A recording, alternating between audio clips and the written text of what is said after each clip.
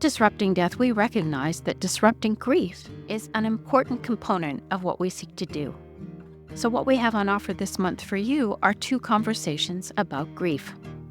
In Canada, grief literacy rates are far lower than the ideal. MAID-specific grief and bereavement rates reasonably follow this pattern. And grief can be especially difficult around the holiday season. Here at Disrupting Death, we've long asked the question, in general terms, is MAID grief different from grieving a non-medically assisted death? And in particular terms, if so, what are some of the ways in which those grieving someone who chose MAID might navigate those spaces?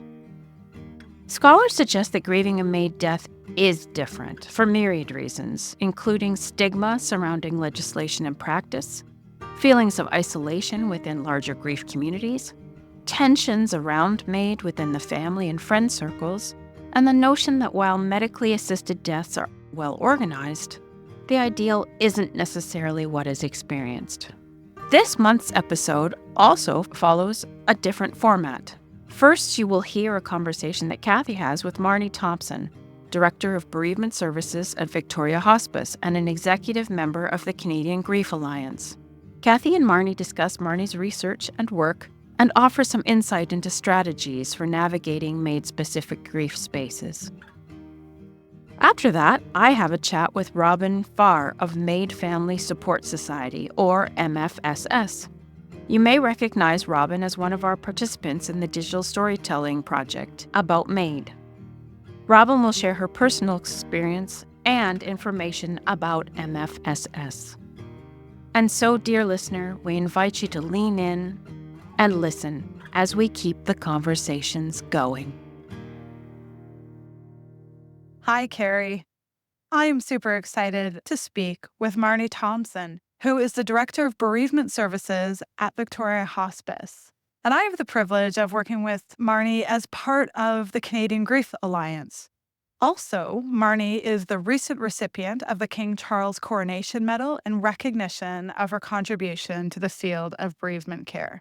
I have to say, in the work that I get to do with Marney, I am always in awe about how compassionate and how insightful she is around grief. And she really calls me out around being grief illiterate. And in a polite and gentle way, as only Marney can, but she works hard to improve grief literacy across our country. So in addition to all of that, she is also the co-author of the award-winning book, Transitions in Dying and Bereavement, and she's part of the International Train the Trainers pilot with the Center for Prolonged Grief at Columbia University.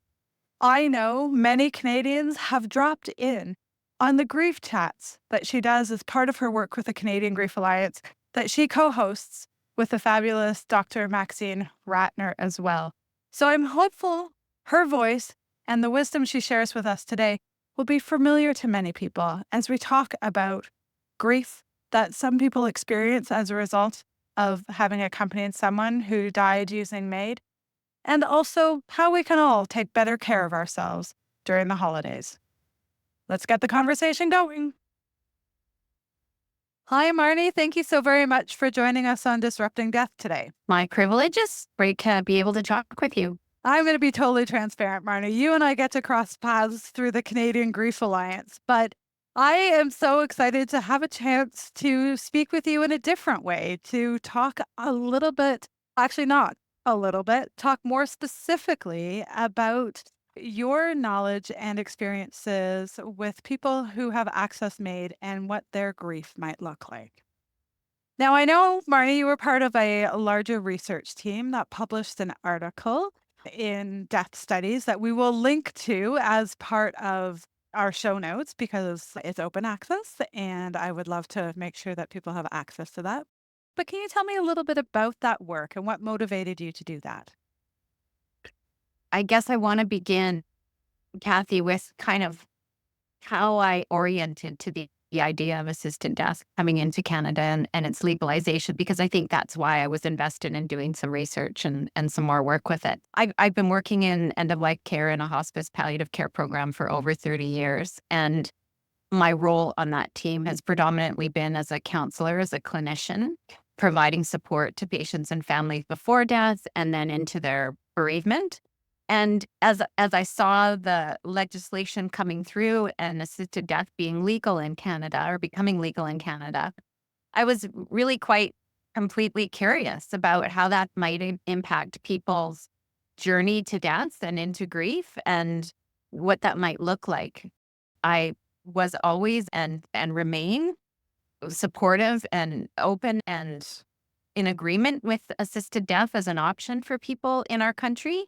And I was really thinking a lot about knowing that some of that journey towards death for both the patient and the family or a friend circle are part of how we prepare for death. That those changes along the way and the experiences that both the dying person and the people around them experience are absolutely difficult and intense, but also really meaningful and rich moments and experiences along the way often. And so I wondered if we go from out for a drive and a family dinner at a favorite restaurant and death that evening, whether we might lose some of that opportunity to have conversations and to get prepared and to notice changes and to digest and integrate the death is coming. That was the question mark and curiosity in me knowing it was coming. I love how you framed it, how you orientated yourself to that, because I think, Marnie, I know you and I are both long-term palliative care people in our work and kind of our orientation around end of life. And like you, I had so many questions when MAID was legalized and wondered what would it look like? What would we potentially gain? What might, as you have said, change things up? And I actually wondered from the opposite piece was if people knew when dying was going to be finish and death was going to happen, would that spur on different levels of creativity, different levels of seizing the moment and death ritual that perhaps we can't see when a death happens in long-term care or an acute care facility or something like that, where people aren't sure when it's going to happen. And there's often a lengthy piece of vigiling that people find really difficult. Absolutely. All the curiosity. And I felt especially aware of the fact that in our program, in our community, no access to psychosocial supports around assisted death, no counselors, no social workers, no spiritual health people tasked with providing that kind of holistic approach, which I recognize as being really important as a palliative care person. That really wasn't part of how assisted death got rolled out in many communities and certainly mine. Knowing that, I had lots of conversations with that staff of one in our assisted death program in our health authority, which has thankfully grown over time. But that was Roseanne Busin. And so together we did a first study because my interest as a counselor was around grief and bereavement and what was the kind of psychosocial experience of both the dying person and family members. So really got talking with them at first around what are MAID assessors and providers noticing and doing around grief for people. That was phase one. And then the study that you talked about was focusing on what is the bereavement experience of family members who've had someone die through an assisted death. One of the questions I'm often asked, which I think is fascinating, is people will say, what is the difference between the grief experiences of someone who's accessed MAID and someone has supported a person who's accessed MAID, or where someone has died on a hospice unit where the death wasn't hastened? And I am continually stumped by that because I think the grief experiences is incredibly unique. So I'm interested, what did you find in your study? What are your thoughts in terms of your clinical work or your experiences? In the study that you mentioned, the most recent one that we did, I was really looking for information about bereavement. So what's different for people in their bereavement who've had an assisted death versus other kinds of deaths. In our study, we were only talking to people who were grieving following an assisted death. We tried to get people to talk about their bereavement, meaning what happened after the person died and what was different and unique about it. Where people were focused was the journey before the death and all that happened and impacted them from that before death experience. And so when I think about your question, what's unique and what's different about an assisted death journey versus a more natural death? It really is, I would say, the kind of awareness that death is imminent. And although I think when our person is in a hospice program or we've been given a palliative diagnosis, that awareness lives somewhere in the back of our minds.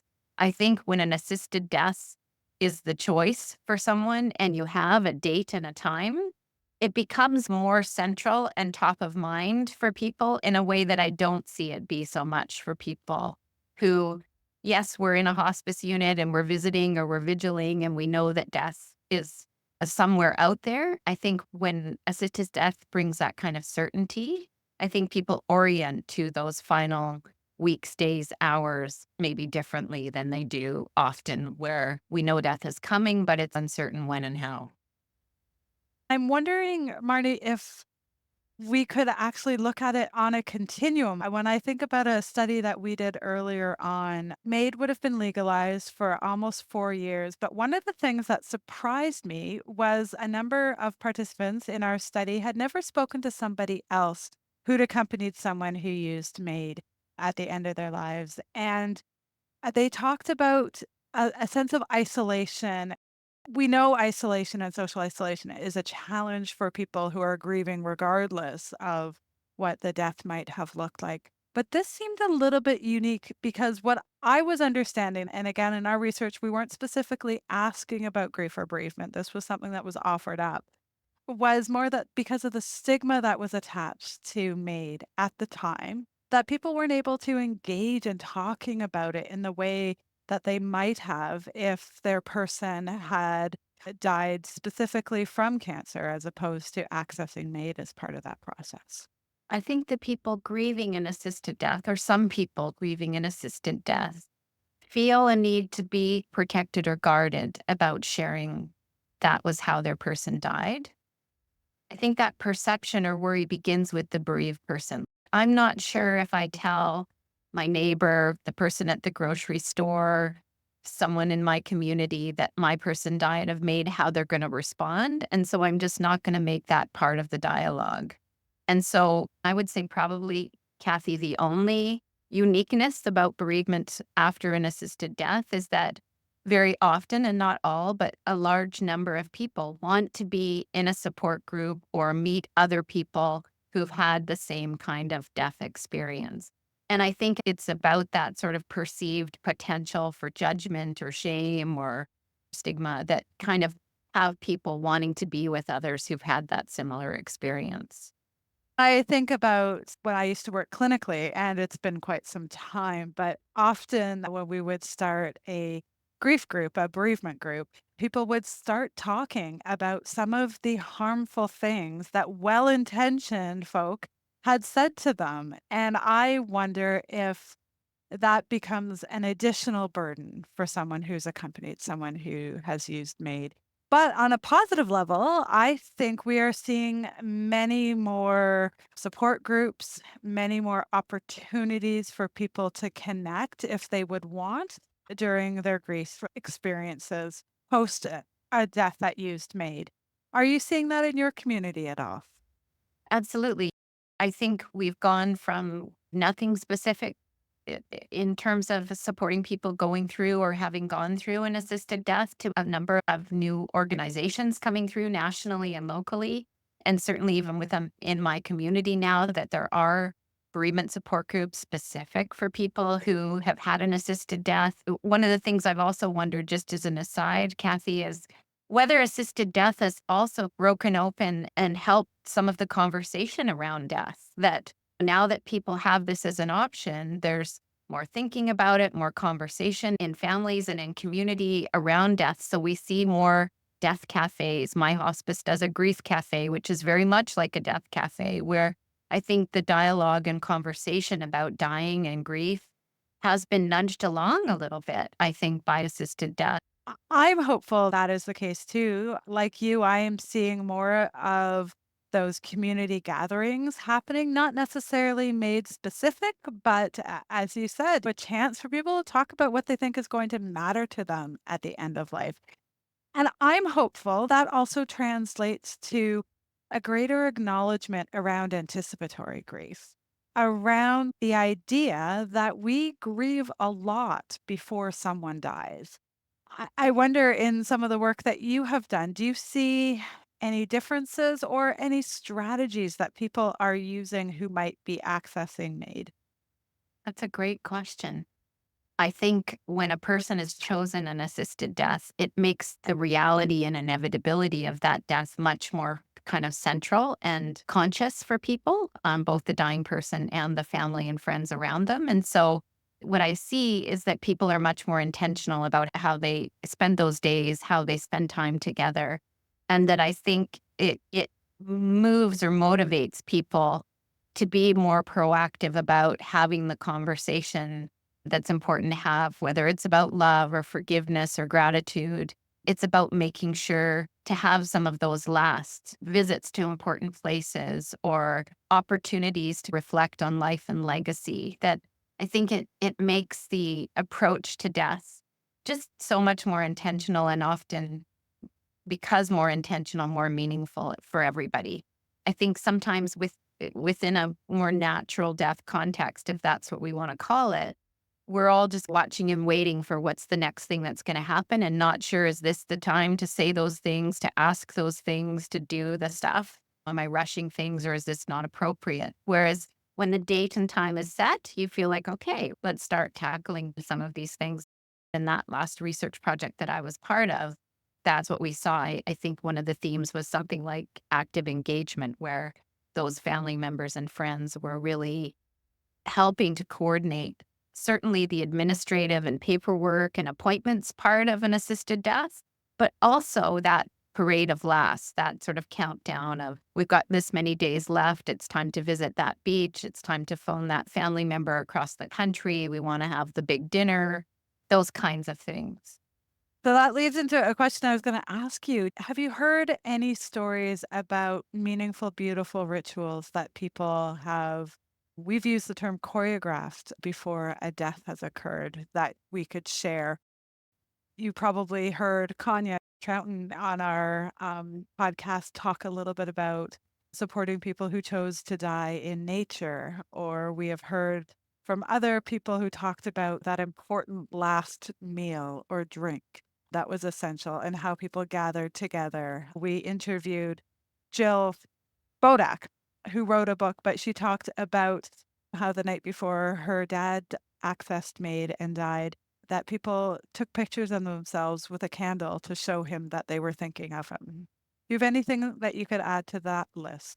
Absolutely, there are beautiful stories. I think because we're a counseling program, I'm hearing ones where there are some things that have been difficult along the way.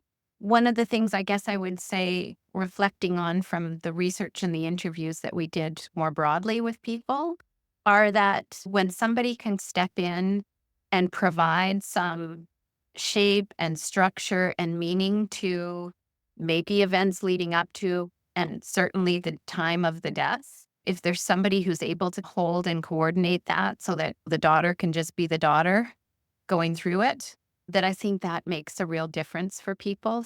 When there's music, when there's meals, when there's important people, when family members and friends have a choice, I want to be in the room or I don't want to be in the room. I want to do this thing to say goodbye, but not this thing. When there's somebody who's able to ask those questions and be curious about what people's needs are, and then importantly to hold and, as you said, choreograph it, that's really valuable. And doesn't always happen, but when it does, I think it really allows people to move into and through that dying in a way differently than most of us get to do with people. I love that. And I would love to see more people being able to access someone to be able to hold that space. And that kind of made me think, Marnie, of some of the work that we've done with the Canadian Grief Alliance and how we worked with Matt Genereux from Alberta, thinking from a more macro perspective about trying to support a bill to extend bereavement leave. And I'm wondering, from that kind of advocacy perspective, or what you're talking about here is making sure that people have access to a psychosocial care provider to support them, and those people they care about when there is somebody who is accessing MAID. Do you think there are other system changes that we should be prioritizing alongside legalizing the medical procedure that is MAID? Absolutely. And I just want to name at the outset that I come at that really important and big question really as a clinician and not from the place of politics or systems. What I want to say, Kathy, is I think it's really problematic that we have structured assisted death as very much a medical procedure and event. And part of what's, I think, gone wrong about that is that it's left out, to me, a couple of important things. A really holistic understanding of death for the dying person, that it's more than a medical event, it's more than a physical event. It's about spirituality and relationships and life experiences and all of those things that go around and make up who we are as human beings. We're more than our bodies and our heartbeat. And I think when death becomes a medical event, we miss a whole bunch of what's really important, and I think helps dying people to come to terms with their end of life. I always feel better when I know that a person with an assisted death has been linked with some kind of hospice palliative care program or organization who's paying attention to more of that. So I think that's problematic. And related to that, what's problematic is when death is a medical event and then there's no resource available to friends and family. And for me, as a 30-year hospice palliative care counselor, I come from a place where philosophically at our foundation, we believe that both patient and family are the unit of care and equally the unit of care. And so resources are available and tied to that friend and family circle around the person who's dying. Whereas the way we've constructed assisted death in Canada, it's not so much that. I know that there are some teams in some provinces where it is a team approach and there is more interdisciplinary support available, but that's still pretty thin. And so that part really worries me. Thankfully, in our country, we've got organizations like Dying with Dignity and Bridge C14 and the MAID Family Group who are providing some of that wraparound perspective and support for people. But I think the fact that it's kind of held as a cold procedure and event is fundamentally problematic. Agreed. I think we can learn so much from the successes and the strengths and the knowledge and that wraparound care, as you call it, from a palliative approach to care and move that into end of life care and thinking about MAID care as a process. And it's not solely about the person who is accessing MAID because when we talk about grief, we know it's those memories that then impact how somebody engages with life again, how they Yeah. function, and how their relationship with dying, death, loss, and grief might be moving forward. And we're engaging in moving towards perhaps one of the most social times of the year for many Canadians, with the holidays just around the corner. Marnie, with your great experiences supporting people, as you said, many of whom come with really difficult experiences and stories. Do you have any thoughts about what people can do to take care of themselves during the holiday season if they are grieving? I guess at its most basic, Kathy, I would say for people to be generous with themselves and to give themselves permission to do what feels right in the moment. What I notice about important days, whether it's a holiday season or the anniversary of a death or somebody's birthday who's gone, is very often it's the anticipation of that day that's the most difficult. And that people sometimes will find it was that before time and not actually the day itself that was hard. And so I encourage people as soon as it begins to be a niggle or a worry or a rub, to start thinking about what they might need and want and make some plans. And I always say make the plans with permission to have a plan B or an opt out. Say yes to the invitation if in the moment that feels like the right thing to do, but also ask for with the person who has invited you permission to decide at the last minute not to come or vice versa. Like to say, right now, I think I'm going to really just want to be alone on those days or that day. But if I change my mind, is it okay if I show up? So having a flexible approach, but having some kind of a plan in mind, I think is the most basic. Be generous with yourself, make some plans and let them be flexible. And then the other thing I would say is to just remind yourself or hold on to doing things differently this year on important days doesn't mean you have to do them differently forever. That as you get through these firsts, you can have a moment to look back and reflect, was that actually great? Maybe I don't want to return back to that, or that actually feels like something that was really important and I want to find a way to come back to it in future holidays. I love that. And I'm going to be so selfish now because I have a couple people in my social circle who've recently experienced the death of someone important to them. And I want to be grief aware for them this holiday season. What could I do that might be supportive towards people that I care about who are grieving? So some of the things I've talked about, Kathy, I would say an open invitation, like we're going to be doing dinner at our place on Christmas Eve, and I want you to know there's a place for you if you want to show up. No pressure. You don't have to let me know ahead of time. You can just come if you want to come. And if you don't, that's okay too. We won't be hurt. So it's that kind of open, flexible invitation. I think a willingness to take on some chores, like I'm imagining you've got a bunch of Christmas errands or duties to do. Can I come alongside? Somebody's social media post called them like a grief buddy or an errand buddy, I think it is. Could I be your driver or just your companion to say, hey, let's take a break and have a coffee, or that's enough for today? Just some companionship through the holiday, some kind of non-holiday-ish things. If that's really upsetting for people, to just be like, hey, do you want to go for a walk in the morning? Or can I take you out for dinner? Or let's walk the dogs on moments that might be particularly hard for people. So I think making yourself available again in a kind of flexible way. I think one of the worst things we can do is not show up for people. I think phoning that friend or reaching out to that friend and saying, hey, I know holiday times can be particularly hard and isolating for people who are grieving.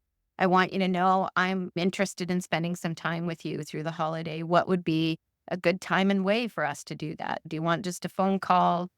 Do you want to be welcome to come over? So just leaning into the conversation and naming it, I think, is really important. I love that piece around showing up for someone's grief and being there. Not necessarily having to say all the right things, but letting that person know that you're there for them. In all kinds of ways. We talk about the gift of presence, right? And I think that survey that we did with the Canadian Grief Alliance really showed us that most people are turning to friends and family, and most people are not feeling well supported, and most people wish someone would ask. And I think we tend to be really careful about, in particular, sadness or difficult feelings, and think, oh, I'm not going to ask Kathy about her person who died because what if she gets upset? And I often say to people, they're feeling that loss and absence and all those different emotions and thoughts, whether you say something or not. And if you say something, at least they feel seen and less alone. So have the conversation, show up, be there. I love that.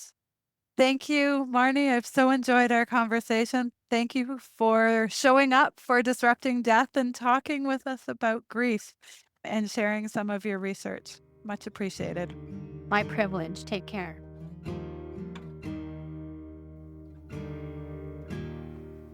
Today, I have the opportunity of speaking with Robin Farr.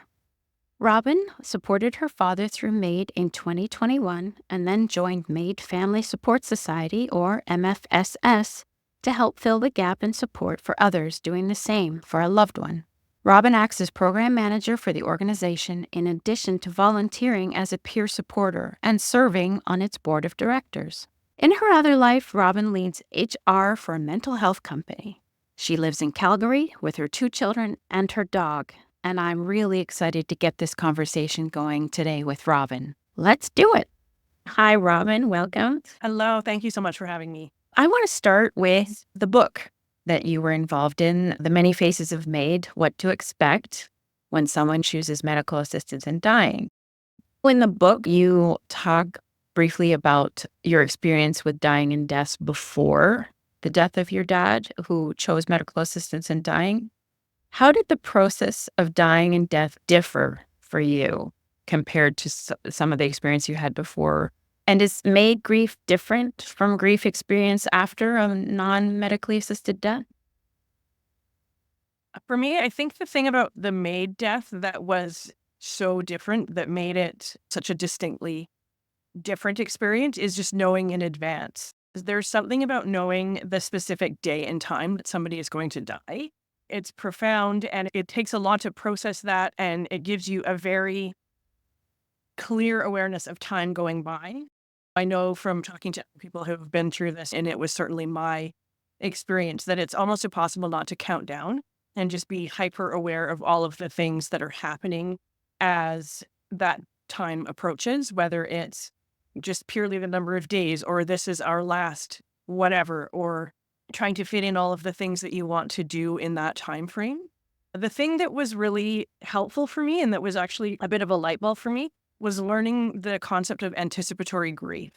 I think we talk a lot about grief as something that happens after a loss or as part of a loss, but in any type of loss, whether it's a MAID death or not, or any other type of loss, there's a period leading up to that. If you have somebody with a terminal illness, for example, if they're not choosing MAID, you know you're going to lose that person at some point, even if you don't necessarily know the timing.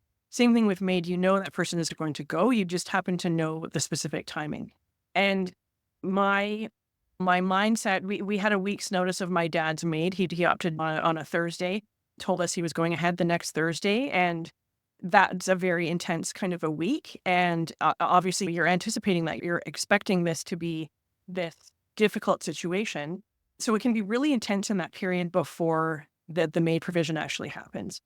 What was different for me from previous losses in terms of family and friends that I have lost is you have people who are, again, ill, where you don't necessarily know that you're going to lose them, but you do know that the time is coming. And for me, the difference was really just that hyper awareness of that time frame, and just really being so aware that we had a very limited period of time, and having that date and that time on the calendar, and really just leading up to that is a hard thing to get your mind off of in that time frame beforehand. Yes, I think that's very interesting. People talk about that issue of the gift, but also the burden of time, where there's that real double-edged sword of, yes, we know we have this valued and important time. However, there's this almost like a clock ticking, reminding you that time is passing. I want to circle back to that term you used, anticipatory grief. And I wonder if you would explain for our listeners what your understanding of that is, and why that learning about that was a bit of a game changer for you.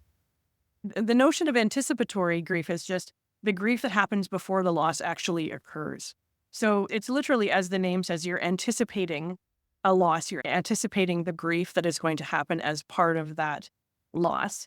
We talk about grief as being something that happens after, and that's not the case for really almost anything. If you know something is going to happen, whether it's a death or a divorce or the loss of a job or any of those things where you might have a little bit of notice of something coming down, there is this awareness in the early stages, and there is a piece of just the knowing and the feelings that you're still processing as you go through that process that of course happened beforehand. I was in my 20s or so when I lost my grandparents, and it was a traditional death after illness. Those things were very, what I would expect to be quote unquote normal grief. And with my dad, because we knew this in advance and we had this notice of his death, I really sunk into it right away. And you're already grieving the loss of that person. You know they're going to be gone. In my case, you know that he's going to be gone a week from now. And just having that awareness and just really living with those feelings in advance is, like I said, it's intense. And I think the concept of a term that's associated with that, for me, I'm a language person, but it just made it okay. It all of a sudden seemed, oh, this is a thing. Like, it's a normal feeling. It has a word, something that other people experience. And of course it happens this way. This would be something that you would expect, is that you would know of a loss pending and you would feel that grief in advance.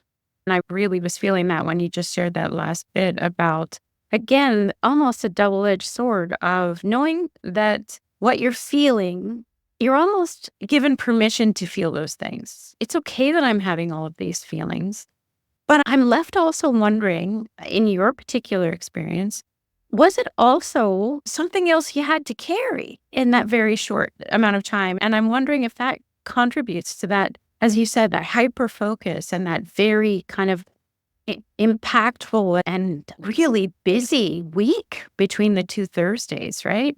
What do you think about that? Yeah, that's a good point, actually. And I'm not sure I've ever really thought about it like that before, but that's a really, it's an obvious thing to think about now that you've said it that way. For me, we had this week's notice, and in that week, one of the things that I wanted to do was take my kids to see my dad. And so we went in, he was in a long-term care home. We went in to see him. We had this bit of a visit with them. They knew I had told them that he had chosen this and this is what he was going to do. And they were sad. And that was, again, just an enormous feeling where we're in that room with them. And I have pictures of them with him in that room that I look back on. And I can feel it in my chest even now talking to you about it. When you're sitting there in that room and you think, this is the last time my kids are going to be with their grandpa. You know, that's not something that you would often necessarily know. And we are looking at all kinds of things around supporting him. What do we need to do for him? What does he want to do in his last week? How can we make sure that he is still comfortable? When someone tells you they're going ahead with MAID in a week's time, it's often because their illness is significant enough or their quality of life is low enough that they feel like they are done and they're ready to depart. And so there's, again, hyper awareness of he's not well. He's not feeling well. He is choosing this date because he's ready to go. And how do we make him comfortable? How do we do all those things that are meaningful? How do we manage all of the things that have to happen in that time, including family coming from out of province and all of those kind of things?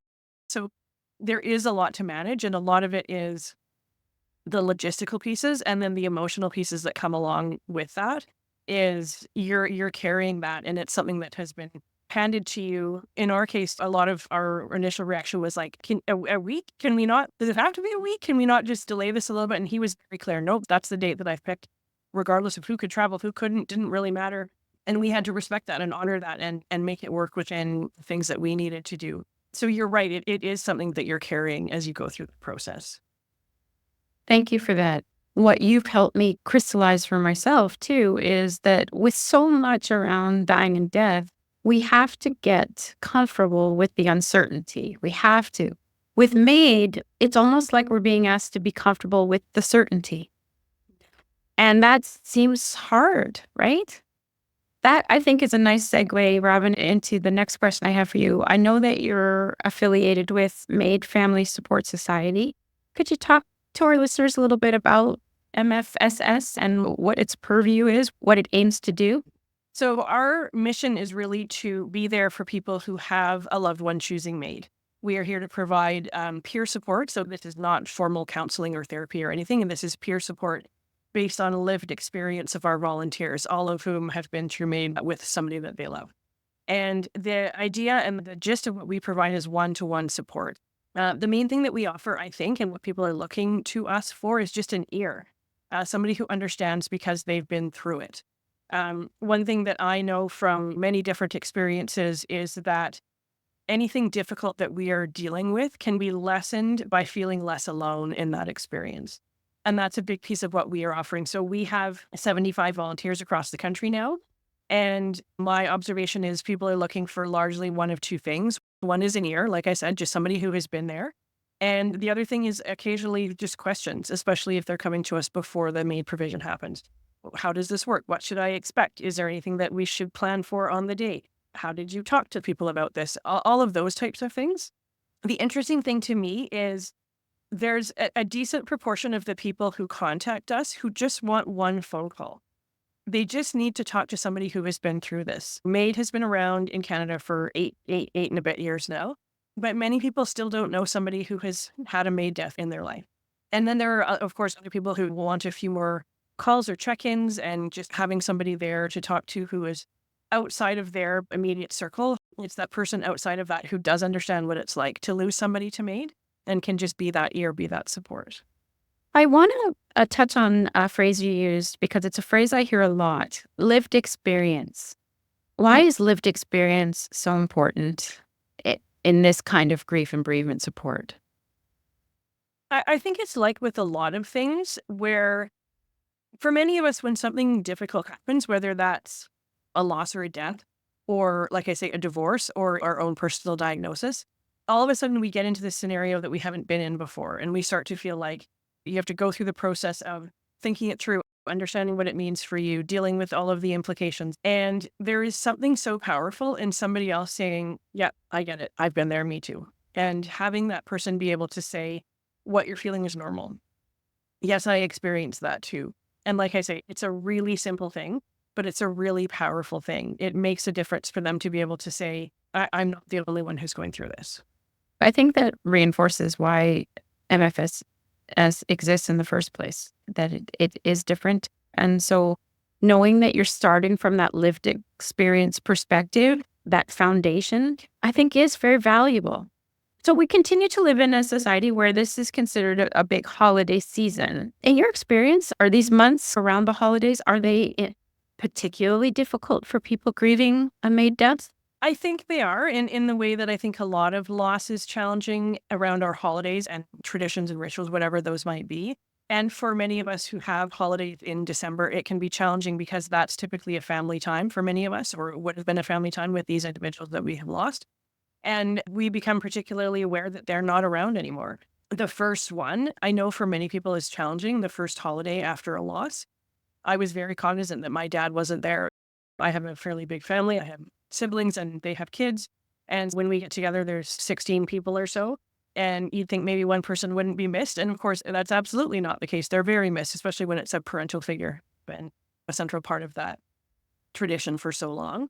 And we do find that many people are finding that to be the case. We have people who are coming in and asking for support around this holiday. We even have volunteers who are coming on board with us who say, I really want to volunteer, but I need to get through Christmas first, if that happens to be the holiday that they celebrate, because it is so powerful a time for people. And it has been something that we have really noticed is driving those requests and the need for support. I was just looking at our support requests earlier and noticing that we have people who are requesting support because they have a loved one who has chosen MAID and they've chosen a date in the first week or two of December. I think, ooh, that's so hard because you have this short period of time for them between a loss and a big holiday. And so it does become a time when people are looking for support and they just need somebody to talk to who understands that.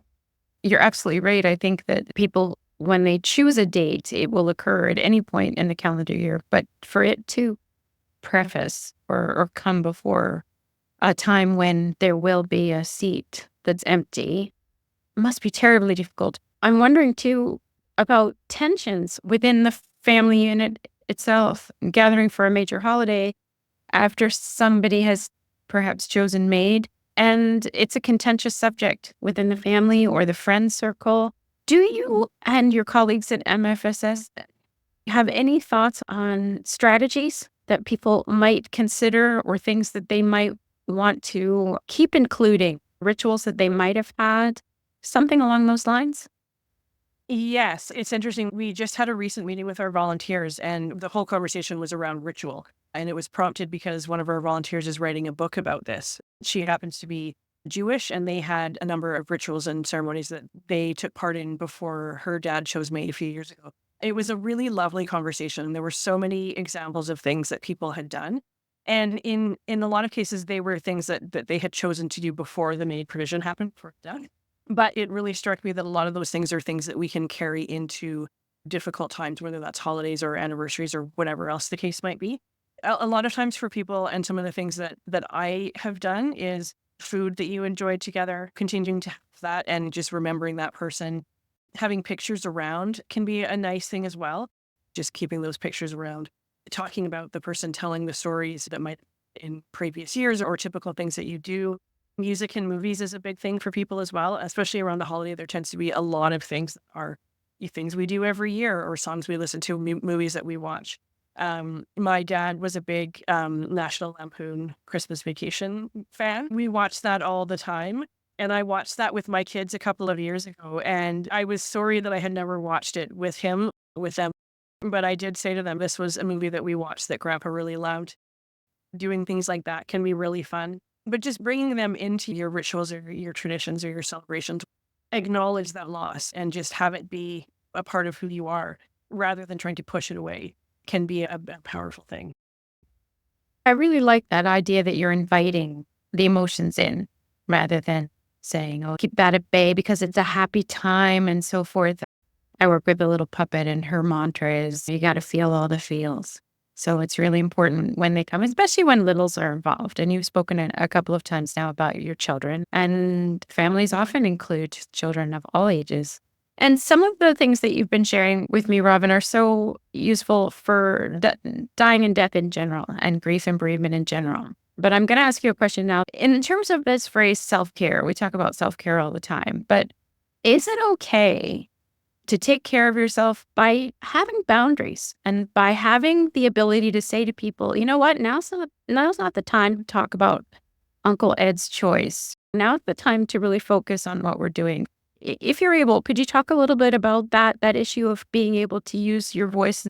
Yes, I'm a big fan of boundaries. We had this a little bit in my family when my dad made that choice. Not a lot, but we had one situation where we had a conversation where we had to go, appreciate that you might not appreciate this choice, but we are supporting him, and this is what he has opted to do.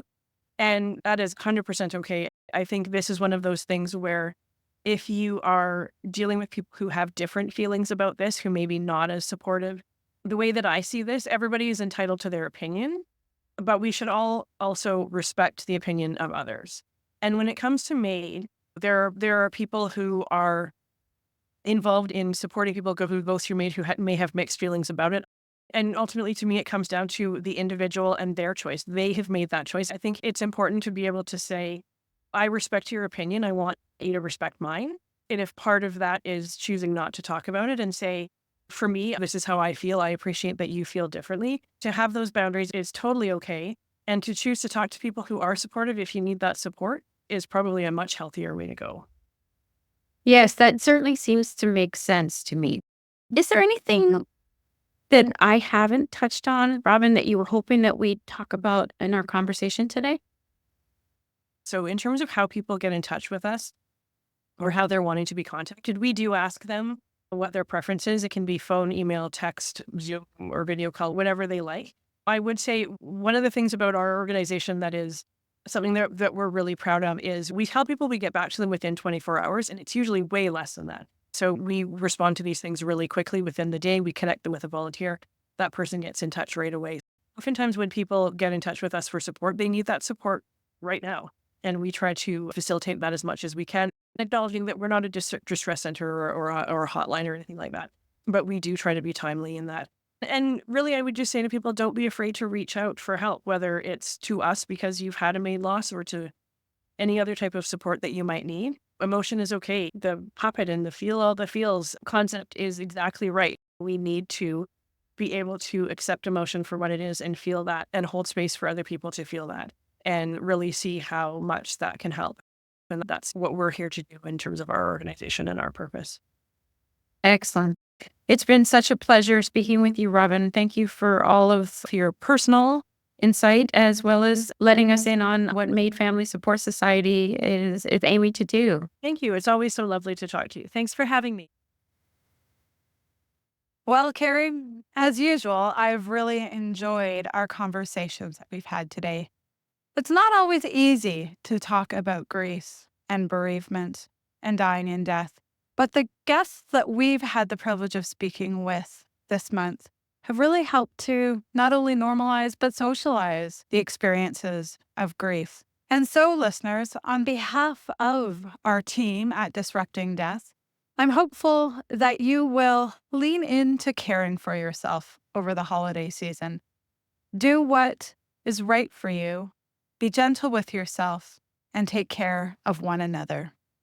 As always, dear listeners, we are hopeful that you will continue to engage with us. Please reach out and don't hesitate to let us know if there's a topic you think we should be discussing, or maybe you know someone that we need to be talking with. Please send us an email, engage with us on our socials, and let us know what you think about what we're doing.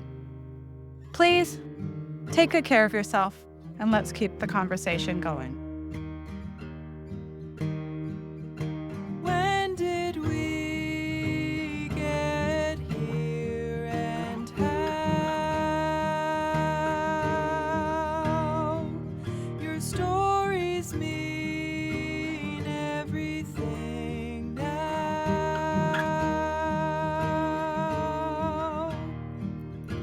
When did we get here and